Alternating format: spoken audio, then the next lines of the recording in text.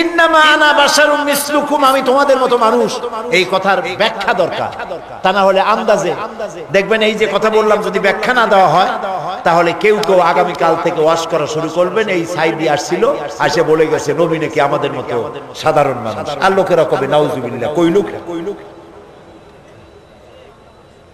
নবী মানুষ, কিন্তু মানুষের মধ্যে দুইটা শ্রেণী। কয়টা শ্রেণী? একটা হলো সাধারণ আর একটা হলো অসাধারণ। একটা মানব আর একটা বলে মহামানব। রাসূলুল্লাহ মানুষ, মানব কিন্তু মহামানব। তিনি মানুষ তবে সাধারণ মানুষ নয়, অসাধারণ মানুষ। সুবহানাল্লাহ। মানুষ কোন দিক দিয়ে? মানুষ এই দিক থেকে আমাদের মতো মানুষ, এই দিক থেকে আমরা ঘুমাই, রাসূল ঘুমায়, আমরা খাই তিনিও খান, আমরা বিয়ে করি বাচ্চা হয়, তিনিও বিবাহ করেছেন বাচ্চা হয়েছে। তার শরীর কাটলে যে রক্ত বেরোতো সেই রক্ত সাদা ছিল না, সে রক্ত আমাদের মতো লাল রক্ত ছিল। তিনি আনন্দ পেলে হাসতেন, দুঃখ পেলে কাঁদতেন। নবী করিম সাল্লাল্লাহু আলাইহি ওয়াসাল্লামের ছেলে মারা গেল, তিনি কাঁদতেছিলেন, চোখ দিয়ে পানি পড়তেছিল। সাহাবায়ে কেরাম বললেন, হে রাসূল, আপনি তো আমাদের কাঁদতে নিষেধ করেছেন। নবী করিম সাল্লাল্লাহু আলাইহি ওয়াসাল্লাম বলেছেন, আমি চিল্লাতে নিষেধ করেছি, আমার চোখ দিয়ে যেটা পড়ছে এটা হলো মুহাব্বত। আমার অন্তর আল্লাহর দিকে তার ইচ্ছার উপরে রাজি আছে, কিন্তু চোখ দিয়ে মহব্বতের পানি পড়তেছে, করুণার পানি, দয়ার পানি, রহমতের পানি পড়তেছে। আমার দিলের মধ্যে কোনো প্রতিবাদ নাই। মাঝখানে একটা কথা বলে রাখি, অনেক আমাদের দেশে প্রায় কেউ যদি মারা যায় বাড়ির মধ্যে কান্নার রোল পড়ে যায়, হয় কিনা বলো? কথা কন না কেন?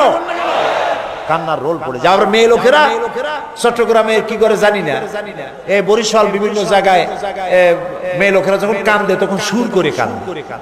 দুঃখের মধ্যে সুর আসে কেমনে আমি বুঝি। সুর না হলে কান্দতে পারে। আপনাদের এদিকে আছে বোধহয়, আছে সুর দিয়ে কাঁদে। এই যে বিলাপ করতেছেন কেন? আপনি আওয়াজ করে কাঁদছেন কেন? তার অর্থ দাঁড়াচ্ছে আল্লাহর সিদ্ধান্তের বিরুদ্ধে আপনি প্রতিবাদ করছেন। বলেন নাউজুবিল্লাহ, বলেন নাউজুবিল্লাহ। আজকে সকালে আমি এক মহিলার জন্য দোয়া করেছিলাম। বিশ্ব ইসলামী আন্দোলনের নেতা অধ্যাপক গোলাম আযম, জামাত ইসলামী বাংলাদেশের সাবেক আমির, তার বড় ছেলের বউ পুত্রবধূ সালমা মুন্নিনা,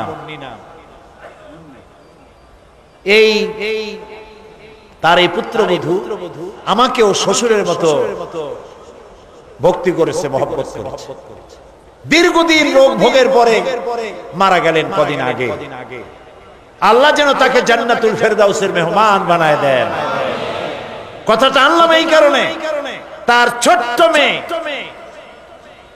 মামুনের স্ত্রী গোলাম আযম সাহেবের নাতনি, ছোট্ট নাতনি নাম নুসাইবা, আমাদের পাশে বসা, চোখ থেকে দরদর করে পানি পড়ছে, মুখে কোনো আহাউহু নেই। আমার স্ত্রীর কাছে শুনলাম, তিনিও দেখতে গিয়েছিলেন, তার কাছে শুনলাম ছোট্ট মেয়েটা মায়ের মুখের দিকে তাকায় আছে, ছেলেগুলো মায়ের মুখের দিকে তাকানো, কোনো শব্দ নাই, শুধু চোখ দিয়ে পানি পড়ছে। একটা মুমিনের বাড়ি কোনো মানুষ মারা গেলে এটাই হওয়া উচিত। আপনি আওয়াজ করে কাঁদবেন, তার অর্থ হলো আল্লাহর ফয়সালার বিরুদ্ধে প্রতিবাদ করছেন। বলেন নাউজুবিল্লাহ। আপনার কলিজার টুকরা সন্তান মারা গেছে, আপনি বলুন ইন্না লিল্লাহি ওয়া ইন্না ইলাইহি রাজিউন। একটা গোলাম এর থেকে আর বেশি কি বলতে পারে? গোলামের কোনো সে নাই। মাবুদের সিদ্ধান্ত, সিদ্ধান্ত কার? আল্লাহ রাব্বুল আলামিন। সেই জন্য নবী করিম সাল্লাল্লাহু আলাইহি ওয়াসাল্লাম তিনি মানুষ ছিলেন, আনন্দ পেলে হাসতেন, তবে আমাদের মতো হাসতেন না, মুস্কি হাসতেন। আমাদের দেশে মানুষ হাসে, হাসের কায়দা দেখছেন? কত কায়দা! হায় হায়, নাট্য হাসি, পৈশাচিক হাসি, অট্ট হাসি, পাজামার ফিতা ছেঁড়া হাসি, এরকম। নবী করিম সাল্লাল্লাহু আলাইহি ওয়াসাল্লাম যখন হাসতেন শরীর মোবারক কাঁপতো না। সুবহানাল্লাহ। কোথায় যাবেন? কি এর নেতা ভেতা? মানুষের সাথে নামাজ রোজা কোরআন হাদিস ছাড়িয়ে দিয়ে একটা আসবার তার পিছনে পাগলের মতো দৌড়ালেন। এটা মুসলমানের কাজ নয়। নবী করিম সাল্লাল্লাহু আলাইহি ওয়াসাল্লাম মুস্কি হাসতেন, দাঁত মুবারকের কিছুটা অংশ দেখা যেত। মুখ ছিল কালো, দাড়ি ছিল কালো, ঠোঁট মোবারক ছিল গোলাপের পাপড়ির মতো লালচে, দাঁতগুলো ছিল মুক্তোর মতো। এর মধ্য থেকে যখন তিনি হাসতেন মনে হতো কালো মেঘের মধ্য দিয়ে বিদ্যুৎ চমকে যাচ্ছে, মানুষেরা পাগল হয়ে যেত মহব্বতে। তিনি মানুষ, তবে আমাদের মতো সাধারণ মানুষ নন, অসাধারণ মানুষ। আল্লাহ রাব্বুল আলামিন তার শারীরিক শক্তি, মানসিক শক্তি, রুহানি শক্তি যা দিয়েছিলেন কোন মানুষের সাথে তার তুলনা হবে না। তবে তিনি মানুষ, এতে কোনো সন্দেহ নেই। কথা কি বুঝাইতে পারছি? কথা কি বুঝছেন? জিন্দেগিতেও বলবেন না যে আমাদের মতো সাধারণ মানুষ, কবিরা গুনাহ হবে। সাধারণ মানুষ যদি হয় তাহলে তো তিনি গুনাহ করতে পারবেন। রাসূল কি গুনাহ করেন? সাধারণ মানুষ তো মিথ্যে কথা বলে, রাসূল কি মিথ্যে কথা বলে? সেই জন্য সাধারণ মানুষ কখনো বলবেন না তিনি মানব, মহামানব। তিনি মানুষ, অসাধারণ মানুষ। তিনি আল্লাহর নবী, তার পরিচয় হচ্ছে আল্লাহর নবী। গায়ব সম্পর্কে কথা আসে যে নবী করিম সাল্লাল্লাহু আলাইহি ওয়াসাল্লামের গায়বী ইলম সম্পর্কে না, আল্লাহ যেটুকু জানাইছেন তার থেকে বেশি কিছু তিনি জানেন না। আল্লাহ রাব্বুল আলামিন তাকে দিয়ে বলাচ্ছেন, কুল লা আকুলু লাকুম ইনদি খাযাইনুল্লাহি ওয়া লা আ'লামুল গায়বা ওয়া লা আকুলু লাকুম ইন্নী মালাকুন ইয়াত্তাবিউ ইল্লা মা ইউহা ইলাইয়া। বলুন, আমি তো তোমাদের কথা বলি না যে আমার কাছে আল্লাহর বিপুল ধনরাশি আছে, এবং এটাও বলি না যে আমার কাছে গায়বের ইলম আছে। আল্লাহ তাআলা বলছেন যে বলেন আপনার কাছে গায়বের ইলম নাই। নবীজি আরো বলেন, ওয়ালাউ কুনতু আ'লামুল গায়বা লাস্তাকসারতু মিনাল খায়র ওয়া মা মাসসানিয়াস সূ। হে নবী, আপনি বলেন আমার কাছে যদি গায়বের ইলম থাকতো তাহলে আমি সব ভালো ভালো জিনিসগুলি আমার জন্য বেছে নিতাম, আর কোন অকল্যাণ আমাকে স্পর্শ করতে পারতো না। নবী যদি গায়ব জানতেন তায়েফের ময়দানে মার খেতেন না, তিনি টের পাইয়া গায়বী ইলম দ্বারা জায়গা থেকে সরে পড়তেন।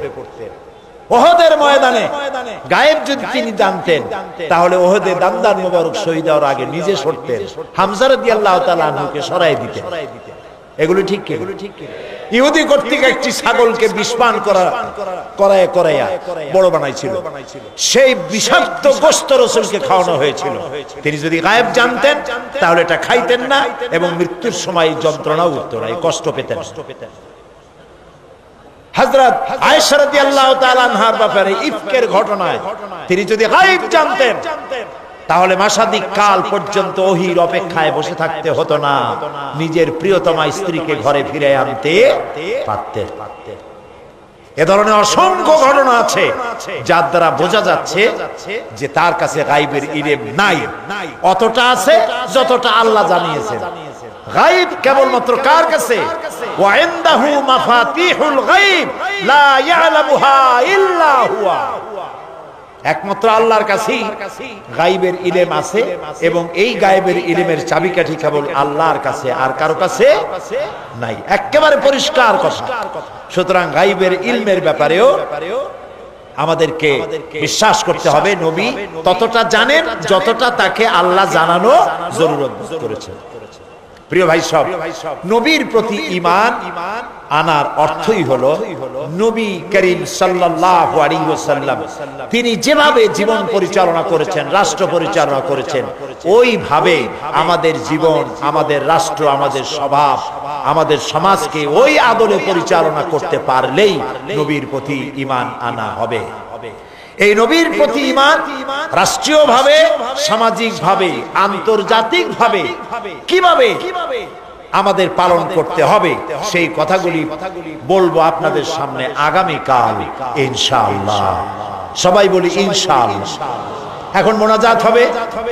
মোনাজাতের জন্য সব দাঁড়ানো ভাইয়েরা যার যার জায়গায় মোনাজাতের জন্য বসে পড়ুন, আর একটু জোরে সোরে জিকির করেন সুবহানাল্লাহ ওয়ালহামদুলিল্লাহ লা ইলাহা ইল্লাল্লাহ সুবহানাল্লাহ ওয়ালহামদুলিল্লাহ লা ইলাহা। প্রিয় ভাই সব, আজকে 3 জন মুসলমান হবেন, আলহামদুলিল্লাহ বলেন। আজকে মুসলমান হবে 3 জন। নাম হলো তপন বড়ুয়া, পিতা হলো লাতু বড়ুয়া। তপন বড়ুয়া আর তিনি বৌদ্ধ ধর্মের লোক। বাড়ি হলো উখিয়া, কক্সেস বাজার। নাম পছন্দ করেছে মোহাম্মদ ইউসুফ। আর একজন হলো শ্রী খোকন বিশ্বাস, পিতা মৃত্যু বাবুল বিশ্বাস। বাড়ি হলো পদুয়া, চট্টগ্রাম। বর্তমান নাম পছন্দ করেছে মোহাম্মদ ওমর ফারুক। একজন মহিলা, নাম হলো শ্রী শিখা দে। পিতার নাম মৃত বলরাম দে। বাড়ি হলো চকবাজার, চট্টগ্রাম।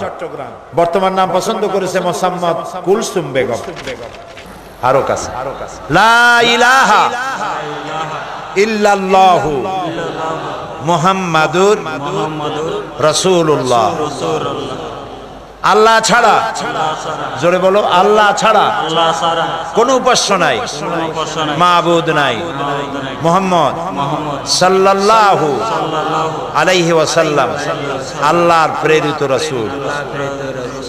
আশহাদু আন লা ইলাহা ইল্লাল্লাহু ওয়াহদাহু লা শারীকা লাহু ওয়া আশহাদু আন্না মুহাম্মাদান আবদুহু ওয়া রাসূলুহু। আমি সাক্ষ্য দিচ্ছি আল্লাহ ছাড়া কোনো ইলাহ নাই, মাবুদ নাই, উপাস্য নাই। তিনি এক, তিনি একক, তার কোনো অংশীদার নাই। আমি আরো সাক্ষ্য দিচ্ছি মুহাম্মদ সাল্লাল্লাহু আলাইহি ওয়াসাল্লাম আল্লাহর বান্দা এবং তার প্রেরিত রাসূল। আসসালামু আলাইকুম। এই নতুন মুসলমানদের সালাম নেন, সবাই বলেন। আরেকজন মহিলা ইসলাম কবুল করেছেন, তিনি প্যান্ডেলের ভেতরে আছেন। আমি মোনাজাত করব। আর আগামীকাল এই মাহফিল শেষ দিন সমাপ্ত হবে ইনশাআল্লাহ। সবাই বলি ইনশাআল্লাহ। আপনাদের খেদমতে আরজ হচ্ছে যে ইসলামী সমাজ কল্যাণ পরিষদের এই বিশাল মাহফিলের যে লক্ষ লক্ষ টাকা খরচ হয়, এই খরচে আপনারা শরীক থাকেন, আপনাদেরকে ধন্যবাদ জানাই। আলহামদুলিল্লাহ বলেন। আল্লাহ তাআলা বলেছেন তাআওয়ানু আলাল বিররি ওয়াত তাকওয়া ওয়ালা তাআওয়ানু আলাল ইসমি ওয়াল উদওয়ান। নেক কাজে, ভালো কাজে সহযোগিতা করো। এটা কি নেক কাজ নয়? এটা কি নেক কাজ নয়? কত মানুষ হেদায়েত হচ্ছে, কত মানুষ নিজের বাপ দাদার ধর্ম পরিত্যাগ করে ইসলাম কবুল করছেন। বলেন আলহামদুলিল্লাহ। আপনারা যাওয়ার সময় প্রত্যেকটি বাসের সাথে একটা করে বাক্স আছে, টিন আছে। যাওয়ার সময় এই টিনের বাক্সে আপনারা টাকা রেখে যাবেন। আল্লাহ যেন তৌফিক দেন। বলেন আমিন। সবাই দিবেন? আজকে একটু দেখি তো কারা কারা দেবেন, একটু দেখি। যারা দিবেন না হাত উঁচু করে লাভ নাই, যারা দিবেন তারাই হাত উঁচু করে রাখুন, আল্লাহ দেখুন। মাশাআল্লাহ, আলহামদুলিল্লাহ। সবাই বলি আলহামদুলিল্লাহ। আমরা এখনই মোনাজাত করতে যাচ্ছি।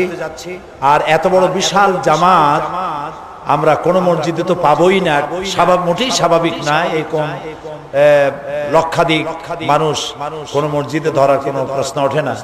তো সেই জন্য এশার নামাজ জামাতে পড়ে যাওয়ার চেষ্টা করবেন সকলে, আল্লাহ যেন তৌফিক দেন, বলেন আমিন। আগামীকাল সকাল 9টায় এই মাঠে শিশু কিশোরদের সমাবেশ হবে। আপনার বাচ্চা আপনার ভবিষ্যৎ, এই বাচ্চাকে দ্বীনের কথা ইসলামের কথা শোনাবার জন্য আগামীকাল আপনারা আপনাদের বাচ্চাদেরকে নিয়ে আসবেন। 5 বছর বয়স থেকে